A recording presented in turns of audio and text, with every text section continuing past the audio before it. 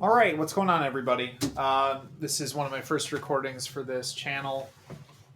Normally, of course, this is a Jason and Tom podcast about history.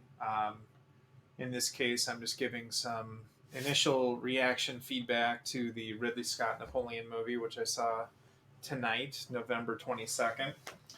I'm a huge Napoleonic War geek, so this movie's been on my radar for a long time, and I was definitely interested in it and checking it out, pretty much on opening night. So uh, this is not in any particular order. This is just kind of all my initial reaction to it.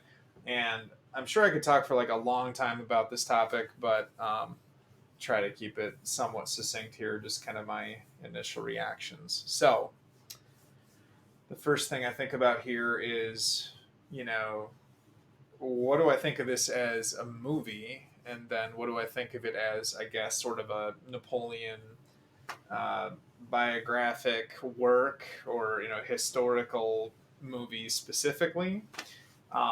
So I'll bounce around a little bit between those topics, but I'll say a number of things that are kind of critical here. But I'll start out by saying, I'm glad they made the movie, and I enjoyed it. I thought it was entertaining. I thought it was a good time. So, Joaquin Phoenix is a pretty great actor, and I don't know, I enjoyed it. But I would say, don't think too hard. Like if you're really into the Napoleonic Wars or Napoleon and history about those things, I would say um, just don't go into it with a particularly critical lens. And I think things will go better for you. Let's see. Let's talk some positive things first. So, man, the movie looks cool. Like costumes are good, sets are good, looks authentic, looks correct to the period. Um, so that kind of pageantry of that era that I think a lot of people who like that era of history kind of like the pageantry of it, the way that it looks, linear warfare and the uniforms and everything else. Those were definitely some great aspects of it. The music seemed to be pretty on point to me. Um, and there were just entertaining moments, as a Napoleonic history geek. There was, things like the coup of 18 Brumaire.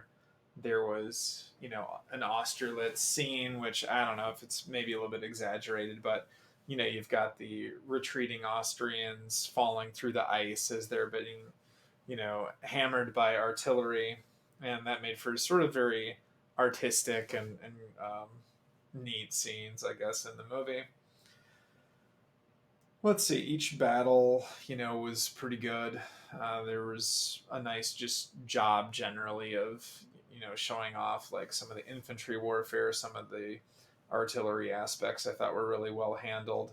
Cavalry I thought was a little more of a mixed bag. It was like they did a nice job at showing cavalry charging, but not so much like in maybe Napoleonic formations. Like it was all kind of disjointed, maybe intermingled, commingled with infantry. I think more than would have been appropriate for the era. Let's see. There were some laughs in this movie, but it was kind of uneven comedy. And I know the theater I was in, it's opening night, it was pretty full. And there wasn't much laughing. There was some chuckles here and there over like different remarks, but I don't know if the comedy like quite worked. At least it was very uneven, I would say. But yeah, in terms of the actors, Joaquin Phoenix, I thought he was good. Thought he was entertaining. Vanessa Kirby was Josephine. She did a good job. Um, let's see, what else went well. I thought the casting overall seemed like it was pretty good. There was different aristocrats, different diplomats. You had like Talleyrand and forget the other guy's name. It's like Kalena Court, something like that. And those guys were good. You had like Barras, different French revolutionary characters. You had Robespierre in there. And I'll come back to this point in a second, but you had a lot of these different characters. The casting for them seemed pretty great. I thought the guy playing the Duke of Wellington was really good. Seemed like he was well casted. Trying to think of some of these other characters. I mean, it's like the marshals, they seemed fine from a casting perspective, but they don't do a lot. And so I guess this is maybe like major critique number one of this movie. Again, spoilers apply throughout this whole recording. Um, there's just not a lot of content for like any characters outside of Napoleon and Josephine, which I knew that kind of going into this movie, which I think helped a lot. That this plot, this screenplay was going to be pretty focused on their romance, and it was kind of weird because they also do try to make it a biographical work. I think to a great extent they try to touch upon a lot of these key moments in Napoleon's ascent and downfall, but the romantic interaction between them, their relationship, is definitely at the forefront of this film. So, you know, when you combine that with trying to shorten that runtime to maybe 2.5 hours or so, it just doesn't leave a lot of time for any individual thing. So, you know, you'll get Robespierre, a few lines, you know, pertaining to the terror and his downfall. It's, you know, it's a couple minutes. Um, and there's a lot of stuff like that in this movie. There's a lot of things that just move right along, real quick progression. You know, the invasion of Russia, it's like they're invading for a couple minutes. So if, you know, there's a little bit of fire from the Cossacks, and then it's like, okay, we're at Borodino, and then bam, we're in Moscow. Moscow's on fire. We're retreating. We're back. It's a succinct. They're moving along swiftly, kind of progression, and I think sometimes to too great an extent. You know that there's certain things that are just even just from a movie perspective, they're left hanging out there. You know, kind of like, you know, the coup. um you have, you know, the other council, you know, the other plotters with him for the coup of 18 Brumaire, where they're like, okay, you know, here's what we're going to do, this is going to work. And then he doesn't talk to them at all after that happens. You know, it shows him being referred to as first council, and that is like it. So it's just so it's moving along so quickly that I think it's almost to the point of, from just a pure movie perspective, leaving some things unanswered, I would say, or just not tied up, you know, really not buttoned up appropriately. um what else? Yeah, man, so these other roles, they just have so little dialogue, you know. Wellington had a handful of lines that were good. I thought that was well handled. But, you know, like early on in this movie, you know, he's talking with different directors and Barras in particular, and they're good interactions. I think like there's really interesting stuff that they could have done with that.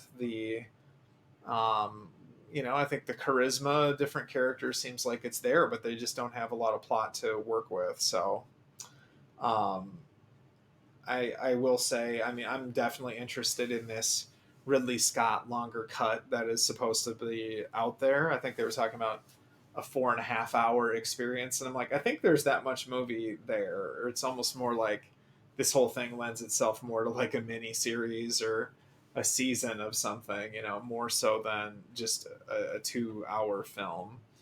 Um, but that kind of comes back to like, what was the point of this film as a work? You know, is it to explore the relationship between Josephine and Napoleon?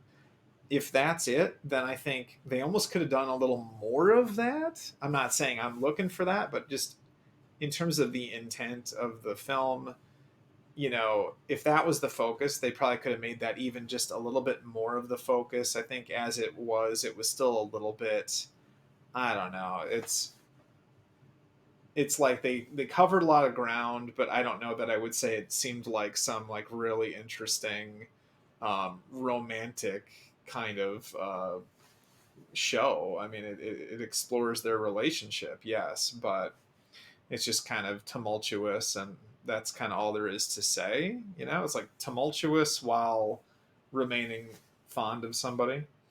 Um, if it's supposed to be more biographic, then I would say it's definitely too concise, in the current theatrical release. And I'll just give you some examples. Again, spoilers apply throughout this, but if we're talking about his ascent, Napoleon's. So, you have the Battle of Toulon, you have the defense of the Directory in, the streets of Paris. So you're checking the block on some of these formative events, but then there is no Italian campaign at all. There's none of that. It goes straight to Egypt. Egypt, they do not much there. It's basically like they show like a stand down at the pyramids, and there's a lot of Hollywoodification throughout this film, of course, but they're firing some cannons toward the Mamelukes, and some pyramids are taking some hits from cannon fire, and like that's it. Then it's like he's got to leave to get back to France because of issues with Josephine or whatever. So you don't really see like battle at the pyramids so much. I thought that was kind of a miss, that just from a filmmaking perspective or an entertainment perspective, seeing a bunch of warfare right around the pyramids would have looked pretty cool. And they touch on it, but it's just very brief. It's some artillery fire. That's about it. Um, and so it's an interesting environment. A battle at the pyramids. It would have been kind of cool to see some more cavalry charges in that situation, some more troops being wiped out, that sort of thing.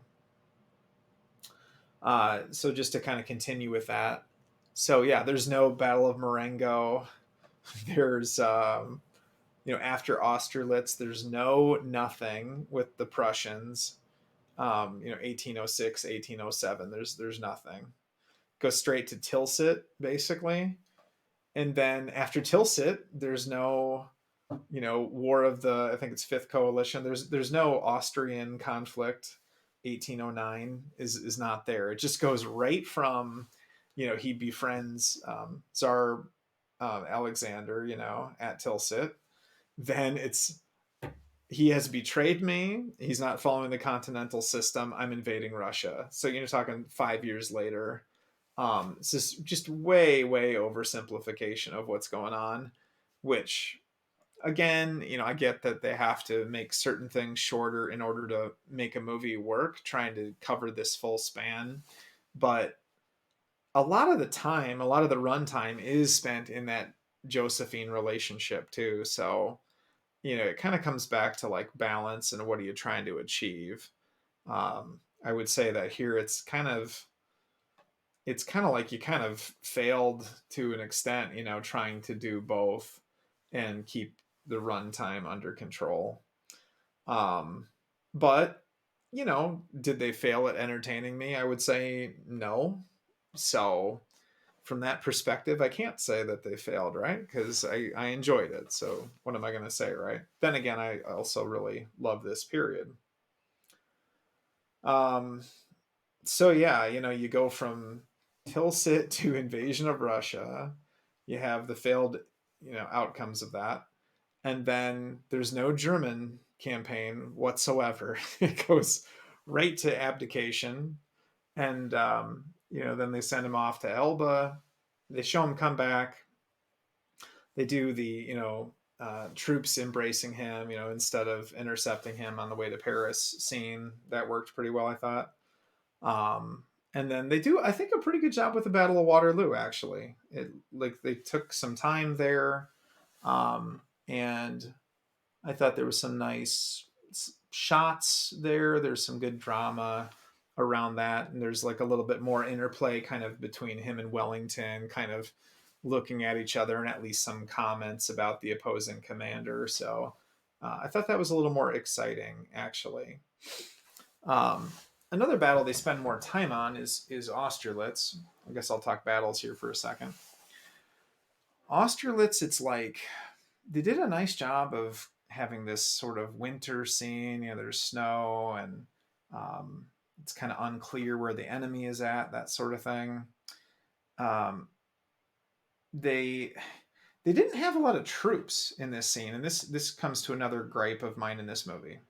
So this is kind of maybe I don't know. Other people might disagree with me on this, but I think I saw somewhere that Ridley Scott said he kind of like took pride on not doing a ton of CGI, like of having like more practical effects and actual extras, to act as the soldiers and everything. And I think that works very well to a point. Like when you're up close, you're seeing the troops, shooting at each other, fighting with each other, hand to hand combat, etc. That looked fantastic. But there's these scenes where it's like, okay, I see hundreds of soldiers, should see thousands. It's like I'm seeing 100 people. I need to see like 10,000 people, or at least, more like a brigade sized element. When we're talking about divisional warfare here, we're talking 50,000 against 75,000. Granted, I know that only so many of those will be at a given point at a battlefield, but still, it's like the Austerlitz conflict. I'm like, this looks like hundreds of people fighting, like 500 people against 500 people, something like that, which to me is missing the mark on that. So it's like, if they would have combined these concepts, if they would have combined the extras and the up close shots with actual people in the uniforms, with more CGI at a distance, it really could have worked better, I think. As it is, it was good. I enjoyed it. But like Waterloo in particular, they did have more of these further away shots. Maybe somebody's looking through their spyglass, whatever, their telescope, and you would see larger formations of troops, something that looks like um, I don't brigade or division sized forces. Prussian advance looked like that. Certain scenes where like the British were forming, cavalry squares, cavalry defense squares. That stuff looks straight. But then other moments it wouldn't. It would be like, it would look like hundreds of guys advancing when it should have been, thousands. So that's kind of a minor quibble, but I do know that for me, given the scale of those battles, that was a little bit of a bummer that there wasn't a better representation of like higher troop counts. What else? I mean, that's an awful lot of what I was going to say. I mean, again, maybe just to circle back to the scope of it. Like I said, there was no Italian campaign, no Prussian campaign, 1806, 1807. Man, there's nothing with Spain. There's no nothing. There's no Spanish ulcer, the invasion of it, any politics, you know, nothing with his brothers really. I think he makes a reference to one of his brothers like at the very start of the movie, but then there's nothing, family dynamics, nothing with like Murat. Um, the marshals are treated like so lightly. They're kind of there, executing his orders. But I think for this era, there's some great things that you would hope you would see with like, Murat, with Ney, like Ney in Russia, um, Davout. It's like nothing with Davout. So, I mean, to me, that's kind of a bummer that that's not explored more thoroughly.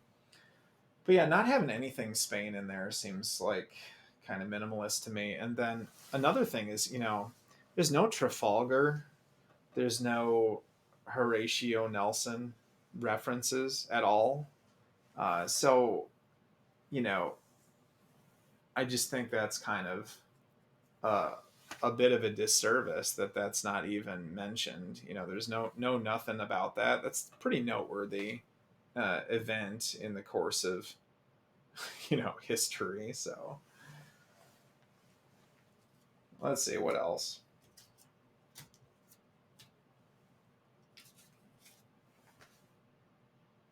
I'm just going back through my notes. Yeah, I mean that's a lot of it. I think the diplomatic efforts, that they'll talk a little bit about certain states in relation to other states, and he's got his kind of affinity for Tsar Alexander. There's certain scenes with the Austrians, obviously when he gets remarried, there's a little bit with the Austrians, but overall it's so thin. There's so little that's gone into that it's kind of like I don't know that there's any takeaways with that. It's like I wish they would have gone like a little heavier into that to make that feel a little more consequential, I suppose. They frame that, there's conflict with Britain throughout this, of course, but other than British, Franco Anglo relations, and then, you know, some of the Russian interaction, it's just so light on like diplomacy and balance of power, that sort of thing. When they do the Congress of Vienna stuff toward the end, there's Wellington talking some about, like, oh, we should not have ever allowed Napoleon to be in power and to get so strong, and some very kind of high level comments like that. But it's very, very uneven, I guess, is one of the things that I would say was a takeaway for me. Is like, I enjoy plenty of aspects of this. I find it fun and entertaining, but super uneven. Um, and then this is a little bit more, uh, kids, cover your ears here. But there's quite a bit of like sexual stuff in this movie. Some really kind of creepy aspects of it for sure. Like some very awkward kind of sexual things in this movie, and I don't know. I don't even know what to say about it. It's kind of like it speaks to the relationship that him and Josephine had, but um, it's kind of odd as a moviegoer, just like as a just as a general lay person, like would I think that that was interesting or entertaining? I don't know, man. I'm like, that's pretty darn weird and creepy at times. I'm just not sure what really would make it particularly like redeeming or entertaining. Um, so then you got to kind of question again, like the intent of the movie.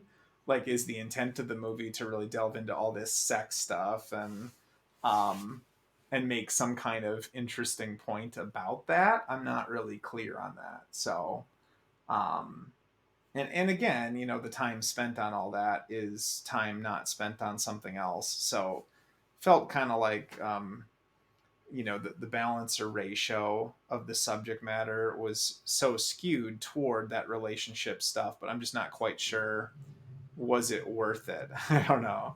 um, to me it seems like it probably was overkill in that arena at the expense of other things.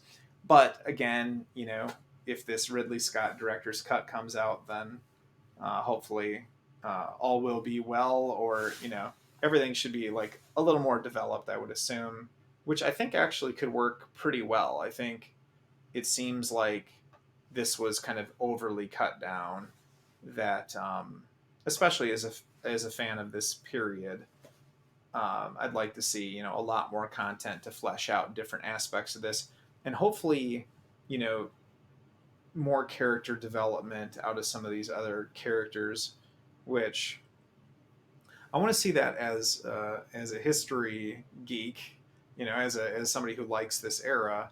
I also would want to see that, I think, just as a moviegoer, that I think this film really would benefit from some more character development of some other secondary characters, whether those are diplomats, military leaders, his family, just all of those things are just super bare bones in the current theatrical release. So, all right, I've talked for about 25 minutes about this, so I think that is sufficient.